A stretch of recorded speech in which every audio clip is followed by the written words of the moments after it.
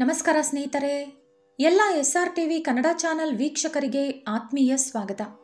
ಸ್ನೇಹಿತರೆ, ನಿಮಗೆ ಶಿವನ ದರ್ಶನ ಪಡೆಯುವ ಬಯಕೆ ಇದೆಯಾ? ಅಥವಾ ಆತ್ಮ ಸಾಕ್ಷಾತ್ಕಾರ ಪಡೆದುಕೊಳ್ಳುವ ಆಸೆ ಇದೆಯಾ? ಅಥವಾ ಆಧ್ಯಾತ್ಮಿಕತೆಯಲ್ಲಿ ಉನ್ನತ ಸ್ಥಾನವನ್ನು ಪಡೆಯುವ ಕೋರಿಕೆ ಇದೆಯಾ? ಈ ಬಯಕೆಗಳು ನಿಮಗಿದ್ದರೆ ಖಂಡಿತ ನೀವು ಈ 3 ಸತ್ಯಗಳನ್ನು ತಿಳಿದುಕೊಳ್ಳಬೇಕು. ಯಾವ ವ್ಯಕ್ತಿ ಈ 3 ಸತ್ಯಗಳನ್ನು ತಿಳಿದುಕೊಳ್ಳುತ್ತಾನೋ ಅವನು ಇನ್ನೇನನ್ನೂ ತಿಳಿದುಕೊಳ್ಳುವ ಅಗತ್ಯ ಇರುವುದಿಲ್ಲ. ಈ 3 ಸತ್ಯಗಳನ್ನು ತಿಳಿದುಕೊಂಡರೆ ನಿಮಗೆ ದಿವ್ಯ ದೃಷ್ಟಿ ಪ್ರಾಪ್ತಿಯಾಗುತ್ತೆ. ಅದರಿಂದ ನೀವು ಆ ಪರಮಾತ್ಮನ ವಿರಾಟ ಸ್ವರೂಪವನ್ನು ನೋಡಬಹುದು. ನೀವು ಆ ಪರಮಾತ್ಮನಿಗೆ ತುಂಬಾ ಹತ್ತಿರವಾಗುತ್ತೀರಿ. ಈ 3 ಸತ್ಯಗಳನ್ನು ನೀವು ತಿಳಿದುಕೊಳ್ಳಬೇಕೆಂದರೆ ಖಂಡಿತ ನೀವು ಈ ಒಂದು ಚಿಕ್ಕ ಕಥೆಯನ್ನು ತಪ್ಪದೆ ಕೇಳಬೇಕು. ಆದರೆ ಅದಕ್ಕೂ ಮುಂಚೆ ನೀವಿನ್ನೂ ನಮ್ಮ ಚಾನೆಲ್ ಅನ್ನು ಸಬ್ಸ್ಕ್ರೈಬ್ ಮಾಡ್ಕೊಂಡಿಲ್ಲ ಅಂದರೆ ಖಂಡಿತ ಈಗಲೇ ಸಬ್ಸ್ಕ್ರೈಬ್ ಮಾಡ್ಕೊಳ್ಳಿ. ಹಾಗೆ ಈ ವಿಡಿಯೋ ಇಷ್ಟ ಆದರೆ ಮರೀದೇ ಒಂದು ಲೈಕ್ ಕೊಡಿ. ಪೂರ್ವದಲ್ಲಿ ಮಿಥಿಲಾ ನಗರದಲ್ಲಿ ವಿಕ್ರಮ ಎಂಬ ಮಹಾರಾಜನಿದ್ದ. ಒಂದು ದಿನ ಅವನಿಗೆ ವಿಚಿತ್ರವಾದ ಒಂದು ಕನಸು ಬಿತ್ತು. ಆ ಕನಸಿನಲ್ಲಿ ಆ ಮಹಾರಾಜ ಎಲ್ಲವನ್ನೂ ಕಳೆದುಕೊಂಡಿದ್ದ ಒಬ್ಬ ಭಿಕ್ಷುಕನಾಗಿದ್ದ. 7 ದಿನಗಳಿಂದ ಏನನ್ನೂ ತಿಂದಿರಲಿಲ್ಲ. ಅವನ ಹತ್ತಿರ ಹುಡುಕಾಡಿದರೂ 1 ರೂಪಾಯಿ ಕಾಸು ಕೂಡ ಇಲ್ಲ. ಅವನಿಗೆ ವಿಪರೀತವಾಗಿ ಹಸಿವಾಗುತ್ತಿತ್ತು. ಅವನು ಕೆಲವರ ಹತ್ತಿರ ಹೋಗಿ ತಿನ್ನಲು ಏನಾದರೂ ಕೊಡಿ ಎಂದು ಕೇಳಿದ. ಆಗ ಆ ಜನರು, ನೋಡಪ್ಪ, ನಿನಗೆ ಭಿಕ್ಷೆ ಬೇಡಲು ನಾಚಿಕೆಯಾಗಲ್ವಾ? ಈ ರಾಜ್ಯದ ಮಹಾರಾಜ ತುಂಬಾ ಒಳ್ಳೆಯವರು. ಈ ರಾಜ್ಯದಲ್ಲಿ ಯಾರೂ ಕೂಡ ಭಿಕ್ಷೆ ಬೇಡುವುದಿಲ್ಲ. ಆದರೆ ನೀನು ಈ ರಾಜ್ಯದಲ್ಲಿ ಭಿಕ್ಷೆ ಬೇಡಿ ಈ ರಾಜ್ಯದ ಮರ್ಯಾದೆ ಕಳೆಯುತ್ತಿದ್ದೀಯ. ಒಂದು ವೇಳೆ ಸೈನಿಕರು ನೀನು ಭಿಕ್ಷೆ ಬೇಡುವುದು ನೋಡಿದರೆ ಆ ಕೂಡಲೇ ನಿನ್ನನ್ನು ಕಾರಾಗಾರದಲ್ಲಿ ತಳ್ಳಿಬಿಡುತ್ತಾರೆ. ಇಲ್ಲಿಂದ ಹೊರಟು ಹೋಗು ಎಂದು ಹೇಳಿದರು. ಅದರ ನಂತರ ಆ ಭಿಕ್ಷುಕ ಒಂದು ನದಿ ದಡಕ್ಕೆ ಹೋದ. ಅಲ್ಲಿ ಅವನಿಗೆ ಒಬ್ಬಳು ಮಹಾರಾಣಿ ಕಾಣಿಸಿದಳು. ಕೂಡಲೇ ಆ ಭಿಕ್ಷುಕ ಮಹಾರಾಣಿ ಹತ್ತಿರ ಹೋಗಿ ನಮಸ್ಕರಿಸಿ, ಅಮ್ಮ, ನಾನು 7 ದಿನಗಳಿಂದ ಏನನ್ನೂ ತಿಂದಿಲ್ಲ. ನನಗೆ ಹಸಿವು ತಡೆಯಲು ಆಗುತ್ತಿಲ್ಲ. ತಿನ್ನಲು ಏನಾದರೂ ಕೊಡಿ ಎಂದು ಕೇಳಿದ. ಆಗ ಮಹಾರಾಣಿ, ಏನಪ್ಪ, ಹಾಗಾದ್ರೆ ನೀನು 7 ದಿನಗಳಿಂದ ಏನೂ ತಿನ್ನದೆ ನಮ್ಮ ರಾಜ್ಯದಲ್ಲಿ ಭಿಕ್ಷೆ ಬೇಡುತ್ತಿದ್ದೀಯಾ? ಯಾಕೆ ರೀತಿ ನಮ್ಮ ರಾಜ್ಯದ ಪ್ರತಿಷ್ಠೆಯನ್ನು ಮಣ್ಣು ಪಾಲು ಮಾಡುತ್ತಿದ್ದೀಯಾ ಎಂದು ಕೇಳಿದಳು. ಆಗ ಆ ಭಿಕ್ಷುಕ, ಅಮ್ಮ, ನಿಮಗೆ ನಿಮ್ಮ ರಾಜ್ಯದ ಪ್ರತಿಷ್ಠೆಯ ಮೇಲೆ ಅಷ್ಟೊಂದು ಗೌರವ ಇದ್ದರೆ ನನಗೆ ತಿನ್ನಲು ಏನಾದರೂ ಕೊಟ್ಟು ನನ್ನ ಬಾಯನ್ನು ಮುಚ್ಚಿಸಿ. ಭಿಕ್ಷೆ ಬೇಡಿದರೆ ಯಾರೂ ಕೂಡ ಕೊಡುತ್ತಿಲ್ಲ. ಎಲ್ಲರೂ ಕೂಡ ರಾಜ್ಯ ಪ್ರತಿಷ್ಠೆಯ ಬಗ್ಗೆ ಮಾತನಾಡುತ್ತಿದ್ದಾರೆ.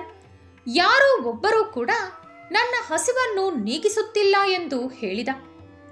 ಆಗ ಮಹಾರಾಣಿ, ನೋಡಪ್ಪ, ನಿನಗೆ ಭಿಕ್ಷೆ ಬೇಕೆಂದರೆ ಮಹಾರಾಜ ಏರ್ಪಾಟು ಮಾಡಿರುವ ಭಿಕ್ಷಾ ಛತ್ರದಲ್ಲೇ ಭಿಕ್ಷೆ ಸ್ವೀಕರಿಸಬೇಕು. ಅಲ್ಲಿ ಎಲ್ಲರಿಗೂ ಕೂಡ ಭಿಕ್ಷೆ ಸಿಗುತ್ತೆ. ಭಿಕ್ಷೆ ಕೊಡುವುದಕ್ಕಾಗಿಯೇ ಅದನ್ನು ಏರ್ಪಾಟು ಮಾಡಿದ್ದಾರೆ. ನೀನು ಅಲ್ಲೇ ಹೋಗಿ ಭಿಕ್ಷೆಯನ್ನು ಸ್ವೀಕರಿಸು.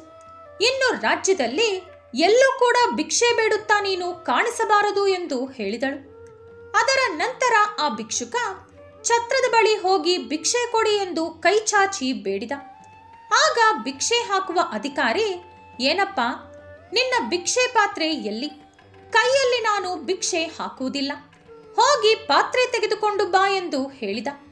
ಕೂಡಲೇ ಆ ವ್ಯಕ್ತಿ ಕುಂಬಾರನ ಹತ್ತಿರ ಓಡಿ ಹೋಗಿ ಒಂದು ಮಡಕೆಯನ್ನು ಕೊಡುವುದಾಗಿ ಕೇಳಿದ. ಆ ಕುಂಬಾರ, ನಿಮಗೆ ಎಂಥ ಮಡಿಕೆ ಬೇಕು? ಚಿಕ್ಕದ ದೊಡ್ಡದ ಎಂದು ಕೇಳಿದ. ನನಗೆ 1 ಹೊತ್ತು ಊಟ ಹಿಡಿಸುವಷ್ಟು ಗಾತ್ರದ ಮಡಿಕೆ ಬೇಕು ಎಂದು ಕೇಳಿದ ಭಿಕ್ಷುಕ. ಆಗ ಆ ಕುಂಬಾರ ಒಂದು ಮಡಿಕೆ ಕೊಟ್ಟು ಅದರ ಬೆಲೆ 1 ನಾಣ್ಯ ಎಂದು ಹೇಳಿದ. ಆಗ ಈ ಭಿಕ್ಷುಕ, ಸ್ವಾಮಿ, ನನ್ನ ಹತ್ತಿರ 1 ನಾಣ್ಯ ಕೂಡ ಇಲ್ಲ ಎಂದು ಹೇಳಿದ. ಆಗ ಆ ಕುಂಬಾರ, ನಿನ್ನ ಹತ್ತಿರ ಹಣ ಇಲ್ಲದಿದ್ದರೆ ವ್ಯಾಪಾರ ನಡೆಯುವ ಜಾಗಕ್ಕೆ ಏಕೆ ಬಂದೆ? ನಾನು ಇಲ್ಲಿ ಲೋಕಸೇವೆಗಂತ ಮಡಕೆ ತಯಾರಿಸುತ್ತಿಲ್ಲ. ಮೊದಲು ಇಲ್ಲಿಂದ ಹೊರಟು ಹೋಗು ಎಂದು ಆ ಮಡಕೆಯನ್ನು ಅವನ ಕೈಯಿಂದ ಕಿತ್ತುಕೊಂಡು ಓಡಿಸಿದ. ಇನ್ನು ಅಲ್ಲಿಂದ ಆ ಭಿಕ್ಷುಕ ಅವನ ಹಣೆ ಬರಹವನ್ನು ನೆನೆಸಿಕೊಂಡು ಕಣ್ಣೀರಾಕುತ್ತಾ ಹೋಗುತ್ತಿರುವಾಗ ಕಸದ ತೊಟ್ಟಿಯಲ್ಲಿ ಒಡೆದು ಹೋಗಿರುವಂತ ಒಂದು ಮಡಕೆ ಕಾಣಿಸಿತು. ಆ ಮಡಕೆ ನೋಡಿದ ಕೂಡಲೇ ಅವನಿಗೆ ಎಷ್ಟೋ ಸಂತೋಷವಾಯಿತು. ದೇವರಿಗೆ ಕೃತಜ್ಞತೆ ಹೇಳಿ ಆ ಮಡಕೆಯನ್ನು ತೆಗೆದುಕೊಂಡು ಅದರಲ್ಲಿ ಭಿಕ್ಷೆ ಸ್ವೀಕರಿಸಿ ಯಾವುದಾದರೂ ಒಂದು ಮರದ ಕೆಳಗೆ ನೆಮ್ಮದಿಯಾಗಿ ಕುಳಿತುಕೊಂಡು ಊಟ ಮಾಡೋಣ ಎಂದುಕೊಂಡು ಮರ ಹುಡುಕಿಕೊಂಡು ಹೋಗುತ್ತಿದ್ದ. ಆ ದಾರಿಯಲ್ಲಿ ಅವನಿಗೆ ತುಂಬಾ ಜನರು ಕೋಲಾಹಲ ಮಾಡುತ್ತಿರುವ ಶಬ್ದ ಕೇಳಿಸಿತು. ಹಿಂದೆ ತಿರುಗಿ ನೋಡಿದರೆ 2 ಹಸುಗಳು ಅವನ ಕಡೆಗೆ ವೇಗವಾಗಿ ಓಡಿ ಬರುತ್ತಿದ್ದವು. ಅವುಗಳನ್ನು ತುಂಬಾ ಜನರು ಹಿಂಬಾಲಿಸುತ್ತಿದ್ದರು. ನೋಡುತ್ತಿದ್ದಂತೆ ಆ ಹಸುಗಳು ಈ ಭಿಕ್ಷುಕನನ್ನು ಕೆಳಗೆ ತಳ್ಳಿಬಿಟ್ಟವು. ಅವನ ಜೊತೆ ಅವನ ಕೈಯಲ್ಲಿದ್ದ ಭಿಕ್ಷಾಪಾತ್ರೆ ಕೂಡ ಕೆಳಗೆ ಬಿದ್ದು ಒಡೆದು ಹೋಯಿತು. ಊಟವೆಲ್ಲ ಮಣ್ಣು ಪಾಲಾಯಿತು. ಇಷ್ಟರಲ್ಲಿ ಮಹಾರಾಜನಿಗೆ ನಿದ್ದೆಯಿಂದ ಎಚ್ಚರ ಬಂತು. ಇಂಥ ಕೆಟ್ಟ ಕನಸು ಬಿದ್ದ ಕಾರಣ ಮಹಾರಾಜನಿಗೆ ತುಂಬಾ ಹೆದರಿಕೆ ಶುರುವಾಯಿತು. ಆ ಕನಸು ಮಹಾರಾಜನ ಮೇಲೆ ತುಂಬಾ ಪ್ರಭಾವ ತೋರಿಸುತ್ತಿತ್ತು. ಅವನಿಗೆ ಯಾವುದು ನಂಬಬೇಕು ಯಾವುದು ಬಿಡಬೇಕು ಎಂದು ಅರ್ಥವಾಗುತ್ತಿರಲಿಲ್ಲ. ನನಗೆ ಬಿದ್ದ ಕನಸು ನಿಜಾನ ಅಥವಾ ನಾನು ಪ್ರಸ್ತುತ ಇರುವುದು ನಿಜಾನ ಎಂದು ಯೋಚಿಸುತ್ತಾ ಒಬ್ಬ ಸೈನಿಕನನ್ನು ಕರೆದು ನನ್ನನ್ನೊಮ್ಮೆ ಮುಟ್ಟು ಎಂದು ಹೇಳಿದ. ಆ ಸೈನಿಕ ಹೆದರುತ್ತಲೇ ರಾಜನನ್ನು ಮುಟ್ಟಿದ. ಆಗ ಮಹಾರಾಜನಿಗೆ ಸೈನಿಕ ಮುಟ್ಟಿದ ಅನುಭವ ಆಯಿತು. ಆದರೆ ಅವನ ಮನಸ್ಸು ಮಾತ್ರ ಅವನಿಗೆ ಬಿದ್ದಂತ ಆ ಭಯಾನಕ ಕನಸಿನ ಮೇಲೆಯೇ ಇತ್ತು. ಆಗ ಮಹಾರಾಜ, ನನಗೆ ಬಿದ್ದಂತ ಕನಸು ಸಾಮಾನ್ಯವಾದುದಲ್ಲ. ಇದು ಯಾವುದಕ್ಕೆ ಸಂಕೇತ ಎಂದು ನಾನು ತಿಳಿದುಕೊಳ್ಳಬೇಕೆಂದರೆ ಯಾರಾದರೂ ಶ್ರೇಷ್ಠವಾದ ಮುನಿಯನ್ನು ಕೇಳಬೇಕು ಎಂದು ತೀರ್ಮಾನಿಸಿಕೊಂಡ. ಅದೇ ಪ್ರಕಾರ ಒಬ್ಬ ಸನ್ಯಾಸಿಯ ಆಶ್ರಮಕ್ಕೆ ಹೋಗಿ, ಮಹಾತ್ಮ, ನಿನ್ನೆ ರಾತ್ರಿ ನನಗೊಂದು ಕನಸು ಬಿತ್ತು. ಅದರಲ್ಲಿ ನಾನು ಎಲ್ಲವನ್ನೂ ಕಳೆದುಕೊಂಡು ಒಬ್ಬ ಭಿಕ್ಷುಕನಾಗಿದ್ದೆ. ಮಹಾತ್ಮ, ಈಗ ನೀವೇ ಹೇಳಿ, ನಿನ್ನೆ ನಾನು ಕನಸಿನಲ್ಲಿ ನೋಡಿದ್ದು ನಿಜಾನ ಅಥವಾ ಈಗ ನಾನು ನೋಡುತ್ತಿರುವ ಈ ಪ್ರಪಂಚ ನಿಜಾನ ಎಂದು ಕೇಳಿದ. ಆಗ ಆ ಸನ್ಯಾಸಿ, ಮಹಾರಾಜ, ನೀವು ನೋಡಿದಂತ ಆ ಎರಡೂ ಕೂಡ ನಿಜ ಅಲ್ಲ ಎಂದು ಹೇಳಿದರು. ಆಗ ಮಹಾರಾಜ, ಮಹಾತ್ಮ, ನೀವೇನು ಹೇಳುತ್ತಿದ್ದೀರಿ? ನಾನು ಕನಸಿನಲ್ಲಿ ನೋಡಿದ್ದು ನಾನೊಬ್ಬ ಭಿಕ್ಷುಕನಂತೆ. ಈಗ ನಾನು ನೋಡುತ್ತಿರುವುದು ನಾನೊಬ್ಬ ಮಹಾರಾಜನಂತೆ. ನಾನು ಕನಸಿನಲ್ಲಿ ನೋಡಿದ ಭಿಕ್ಷುಕನ ರೂಪ ನಿಜವಲ್ಲದಿದ್ದರೂ ಈಗ ನಾನು ಎಚ್ಚರವಾಗಿರುವಾಗ ನೋಡುತ್ತಿರುವ ಮಹಾರಾಜನ ರೂಪ ನಿಜ ತಾನೇ ಎಂದು ಕೇಳಿದ. ಆಗ ಆ ಸನ್ಯಾಸಿ, ಮಹಾರಾಜ, ನಿಮಗಿನ್ನೂ ಎಚ್ಚರ ಆಗಿಲ್ಲ. ನೀವು 3ನೇ ಸತ್ಯ ಯಾವಾಗ ತಿಳಿದುಕೊಳ್ಳುತ್ತೀರೋ ಆಗಲೇ ನಿಮಗೆ ಪೂರ್ತಿಯಾಗಿ ಎಚ್ಚರ ಬಂದಂತೆ ಲೆಕ್ಕ. ನೀವು ಕನಸಿನಲ್ಲಿ ನೋಡಿ ಅನುಭವ ಪಡೆದಿರುವುದು ಪ್ರಾತಿಭಾಸಿಕ ಸತ್ಯ. ಏಕೆಂದರೆ ಅದು ನಿಮಗೆ ಕಲುಗಿದಂತಹ ಅವಗಾಹನೆ, ನಿಮ್ಮ ಮನಸ್ಸಿನ ಸ್ಥಿತಿ. ಇದು ಭ್ರಮೆ ಅಥವಾ ಭ್ರಾಂತಿಯನ್ನು ಉಂಟುಮಾಡುತ್ತೆ. ನೀವು ನಿದ್ರಿಸುತ್ತಿರುವಾಗ ನಿಮ್ಮ ಕನಸಿನಲ್ಲಿ ಕಾಣಿಸಿದ್ದೇ ಸತ್ಯ ಎಂದು ನೀವು ನಂಬುತ್ತೀರಿ. ಆದರೆ ನಿಮಗೆ ಎಚ್ಚರ ಬಂದ ತಕ್ಷಣ ನನಗೆ ಬಂದಿದ್ದು ಬರೀ ಕನಸು ಎಂಬ ಜ್ಞಾನ ಕಲುಗುತ್ತೆ. ನಿಮಗೆ ಎಚ್ಚರ ಬಂದ ತಕ್ಷಣ ನಾನು ನೋಡಿದ್ದು ಬರೀ ಕನಸು ಮಾತ್ರ. ಈಗ ನಾನು ನೋಡುತ್ತಿರುವ ಈ ಜಗತ್ತು, ಅನುಭವಿಸುತ್ತಿರುವ ಈ ಪದವಿ, ಸಂತೋಷ, ಇದು ಮಾತ್ರವೇ ಸತ್ಯ ಎಂದು ನಂಬುತ್ತೀರಿ. ಆದರೆ ಮಹಾರಾಜ, ಈಗ ನೀವು ನೋಡುತ್ತಿರುವ ಅನುಭವಿಸುತ್ತಿರುವ ಈ ಭೌತಿಕ ವಸ್ತುಗಳು, ಸಂಬಂಧಗಳು, ಸುಖಗಳು, ಕೊನೆಗೆ ನೀವು ಪ್ರಸ್ತುತ ನೋಡುತ್ತಿರುವ ಈ ಪ್ರಪಂಚ ಕೂಡ ಸತ್ಯ ಅಲ್ಲ. ಇದೆಲ್ಲ ವ್ಯಾವಹಾರಿಕ ಸತ್ಯ ಮಾತ್ರ. ಈ ವ್ಯಾವಹಾರಿಕ ಸತ್ಯವನ್ನು ಎಲ್ಲರೂ ಅನುಭವಿಸಲು ಸಾಧ್ಯವಾಗುತ್ತೆ. ಈ ಭೌತಿಕ ಪ್ರಪಂಚದಲ್ಲಿ ಕಾಣಿಸುವ ಪ್ರತಿಯೊಂದು ಕೂಡ ವ್ಯಾವಹಾರಿಕ ಸತ್ಯ ಮಾತ್ರವೇ. ಮಹಾರಾಜ, ನಿಮಗೆ 3ನೇ ಸತ್ಯದ ಬಗ್ಗೆ ಜ್ಞಾನ ಕಲುಗಿದರೆ ಈ ಸಂಸಾರ, ಈ ಜಗತ್ತು, ಈ ಭೌತಿಕ ವಸ್ತುಗಳು, ಈ ಸಂಬಂಧಗಳು ಎಲ್ಲವೂ ಕೂಡ ಕಾಲ್ಪನಿಕ, ಶಾಶ್ವತವಲ್ಲ ಎಂಬುದು ಅರ್ಥವಾಗುತ್ತೆ. ಆಗ ಮಹಾರಾಜ, ಓ ಮಹಾತ್ಮ, ಆ 3ನೇ ಸತ್ಯ ಏನೆಂದು ನಾನು ತಿಳಿದುಕೊಳ್ಳಬೇಕು. ದಯವಿಟ್ಟು ಅದನ್ನು ನನಗೆ ವಿವರಿಸಿ ಎಂದು ಕೇಳಿದ. ಆಗ ಆ ಸನ್ಯಾಸಿ, ಮಹಾರಾಜ, ಆ 3ನೇ ಸತ್ಯವೇ ನಮ್ಮ ಸನಾತನ ಸತ್ಯ. ಅದುವೇ ಬ್ರಹ್ಮ, ಅದುವೇ ಪರಮಾರ್ಥಿಕ ಸತ್ಯ.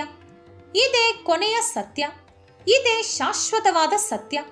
ಆಗ ಆ ಮಹಾರಾಜ, ಮಹಾತ್ಮ, ಹಾಗಾದರೆ ಈ ಜಗತ್ತೆಲ್ಲವೂ ಕಾಲ್ಪನಿಕವಾದುತ್ತಾ?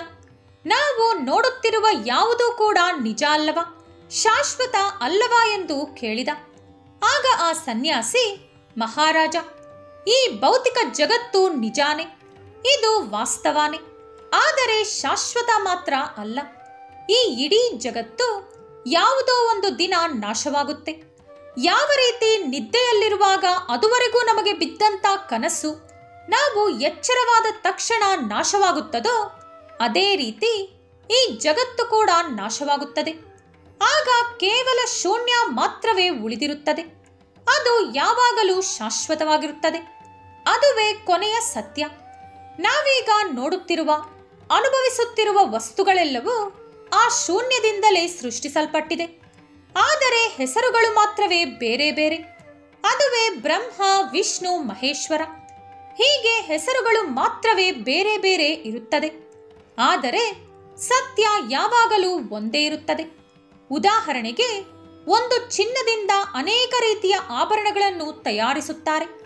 ಸರ, ಬಳೆ, ಉಂಗುರ ಮುಂತಾದವು. ಇವುಗಳ ಆಕಾರ ಬೇರೆ ಬೇರೆಯಾದರೂ ಇವೆಲ್ಲವೂ ಕೂಡ ಚಿನ್ನ ಎಂದೇ ಕರೆಯಲ್ಪಡುತ್ತದೆ. ಅದೇ ರೀತಿ ಆ ಶೂನ್ಯದಿಂದಲೇ ತ್ರಿಮೂರ್ತಿಗಳು, ದೇವತೆಗಳು, ಅಸುರರು, ಜಗತ್ತು, ಬ್ರಹ್ಮಾಂಡ, ಜೀವಾತ್ಮ, ಇನ್ನು ಅನೇಕಾನೇಕ ಸೃಷ್ಟಿಯಾಗಿದೆ. ಈ ರೀತಿ ಎಲ್ಲವೂ ಉದ್ಭವಿಸಿದೆ. ಇವುಗಳ ಹೆಸರು, ಆಕಾರ, ಗುಣ ಮಾತ್ರವೇ ಬೇರೆ ಬೇರೆ ಇರುತ್ತದೆ. ಈಗ ನಾವು ಎಲ್ಲ ಚಿನ್ನದ ಆಭರಣಗಳನ್ನು ಬೆಂಕಿಯಲ್ಲಿ ಹಾಕಿ ಕರಗಿಸಿದರೆ ಚಿನ್ನದ ಉಂಡೆ ತಯಾರಾಗುತ್ತದೆ. ಅಂದರೆ ಅದು ಪೂರ್ವದ ಸ್ಥಿತಿಗೆ ಬಂದು ತಲುಪುತ್ತದೆ. ಇದೇ ರೀತಿ ಭೌತಿಕ, ಅಲೌಕಿಕ ವಸ್ತುಗಳು, ಈ ಜಗತ್ತು, ಇದೆಲ್ಲವೂ ಕೂಡ ಒಂದು ದಿನ ಶೂನ್ಯದೊಳಗೆ ಬೆರೆತು ಹೋಗುತ್ತದೆ. ಆಗ ಕೇವಲ ಶೂನ್ಯ ಮಾತ್ರವೇ ಉಳಿದಿರುತ್ತದೆ. ಅದು ಮಾತ್ರವೇ ಶಾಶ್ವತ. ನಾವು ಈ ಬ್ರಹ್ಮಾಂಡದಲ್ಲಿ ಪ್ರತಿ ವಸ್ತುವಿನಲ್ಲಿ, ಪ್ರತಿ ಕಣಕಣದಲ್ಲಿ ಕೇವಲ ಶೂನ್ಯವನ್ನು ಮಾತ್ರ ನೋಡಿದಾಗ ಆ ಪರಮಾತ್ಮನ ವಿರಾಟ ಸ್ವರೂಪ ನಮಗೆ ದರ್ಶನ ಕೊಡುತ್ತದೆ. ಆ ಪರಮಾತ್ಮನ ವಿರಾಟ ಸ್ವರೂಪವೇ ಅನಂತವಾದುದು. ಈ ಸತ್ಯವನ್ನು ಯಾರು ತಿಳಿದುಕೊಳ್ಳುತ್ತಾರೋ ಅವರಿಗೆ ಈ ಬ್ರಹ್ಮಾಂಡದಲ್ಲಿ ಪ್ರತಿ ಅಣು ಅಣುವಿನಲ್ಲೂ ಆ ಪರಮಾತ್ಮ ತಪ್ಪದೆ ದರ್ಶನ ಕೊಡುತ್ತಾನೆ. ಆದ್ದರಿಂದಲೇ ಪ್ರತಿಯೊಬ್ಬರು ಈ 3 ಸತ್ಯಗಳನ್ನು ತಪ್ಪದೇ ತಿಳಿದುಕೊಂಡು ಅದರ ಪ್ರಕಾರ ಅವರನ್ನವರು ತಿದ್ದುಕೊಳ್ಳಬೇಕು ಎಂದು ಆ ಸನ್ಯಾಸಿ ಮಹಾರಾಜನಿಗೆ ಹೇಳಿದರು. ಈ ವಿಡಿಯೋ ನಿಮಗೆ ಇಷ್ಟವಾದರೆ ಲೈಕ್ ಮಾಡಿ, ಶೇರ್ ಮಾಡಿ. ಇಂಥ ಹೆಚ್ಚಿನ ಉತ್ತಮ ಕಥೆಗಳಿಗಾಗಿ ತಪ್ಪದೇ ನಮ್ಮ ಚಾನೆಲ್ ಅನ್ನು ಸಬ್ಸ್ಕ್ರೈಬ್ ಮಾಡಿಕೊಳ್ಳಿ. ನಾಳೆ ಮತ್ತೊಂದು ವಿಡಿಯೋದೊಂದಿಗೆ ಪುನಃ ಭೇಟಿಯಾಗೋಣ. ಧನ್ಯವಾದಗಳು.